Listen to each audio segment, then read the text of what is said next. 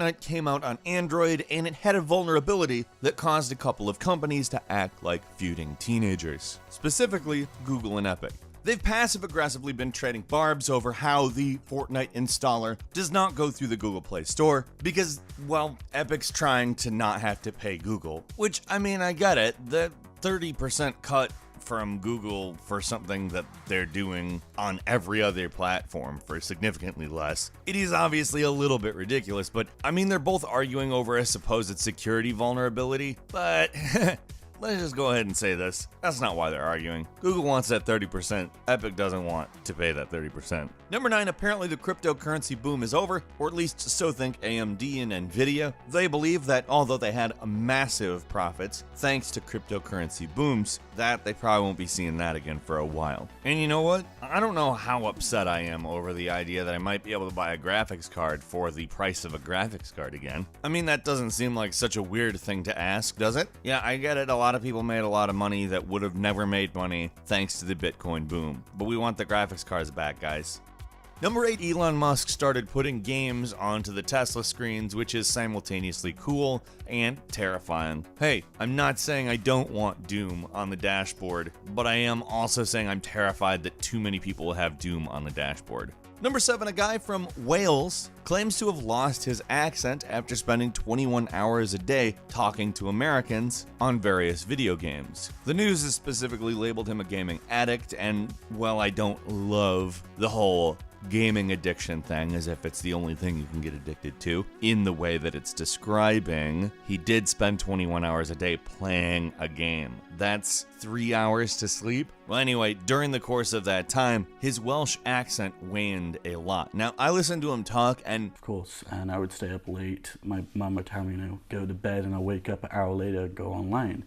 He still sounds Welsh to me, but I am an American. There are things that I do hear in there that are very American sounding, so I don't think he's full of it in any way. But I mean, that's a lot of time. That is a lot of time spent playing games. Number 6, one of the Spider-Man PS4 reps responded to some claims about graphics downgrades, and we don't normally get this kind of a, I think, real response to anything like that. Normally we get some sort of pre-engineered PR nonsense. But community manager James Stevenson responded to a couple of screenshots that showed an area with larger puddles than it had in the final product. Now, I could pretty easily see both sides of this. The puddles look a little bit as if they behave differently as well. The borders of the water in the older screenshot look a little bit more like water that has soaked into the cement, whereas the water in the second screenshot looks a little more fresh. It's also clear there's a little bit more motion in the first screenshot, there's some more blur, and people have taken that as a little bit heavier depth of field in the original screenshot, but I'm gonna go ahead and say that it looks a little bit too directional. On his personal account, he also had to account for a pair of screenshots showing the Spider-Man game running with more depth of field and light reflecting off of cement in a different way.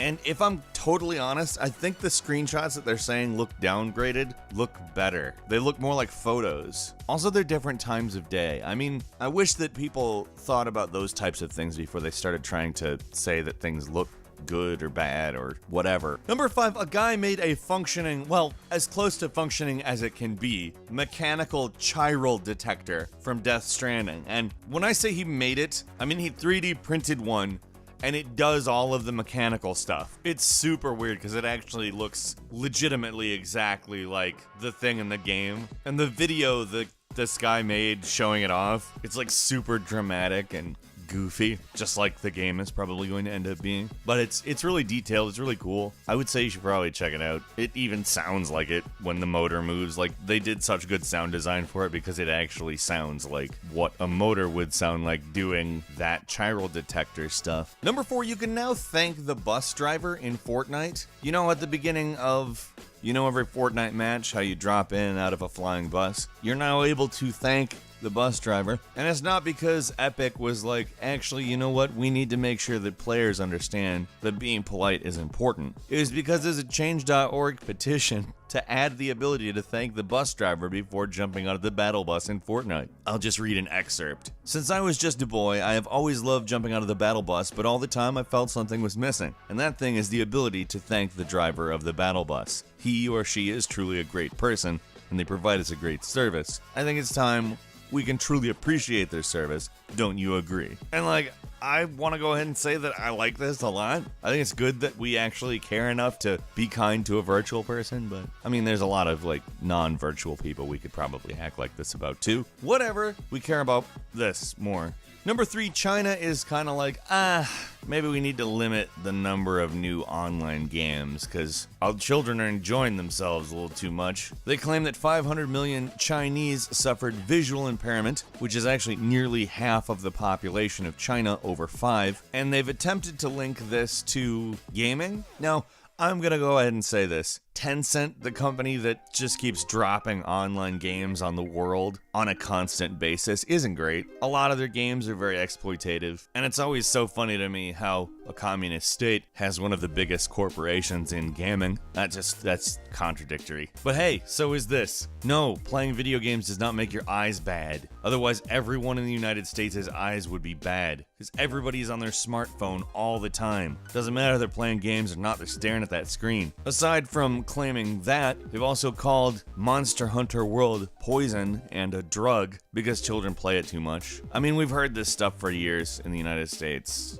Why not actually just address the not so great practices that Tencent attempts to pull instead of being like, hey, you can't play video games? Number 2, apparently North Koreans are playing Grand Theft Auto and having LAN parties. They're hiding the games as zip files that have been renamed to MP3s. But like, if you're carrying around a USB stick with a 40 gigabyte MP3, I'm just, it's funny that they don't notice that this is going on. I don't know, other than the nuclear stuff, I usually have a pretty good laugh about what's going on in North Korea. And finally, number 1, apparently people have figured out how to use iPhone X to do 3D motion capture. You know, I guess it makes sense. We have those animojis now that were very, very interesting for a good, 30 seconds. But that technology can be harnessed. One developer went ahead and created a full body and facial recognition program that can be streamed directly into Unreal Engine. It's actually really good.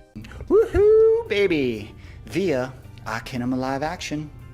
And we're going to be showing it all off at SIGGRAPH Real Time Live. What's up, baby? And seeing motion capture that's that good, that's probably just like not a lot of money to do. It seems to me like indie developers who do 3D games just got like a gift. I'm excited for that. I saw the demonstration. I was like, this is really impressive. That's full body motion capture of a friggin' phone. Amazing.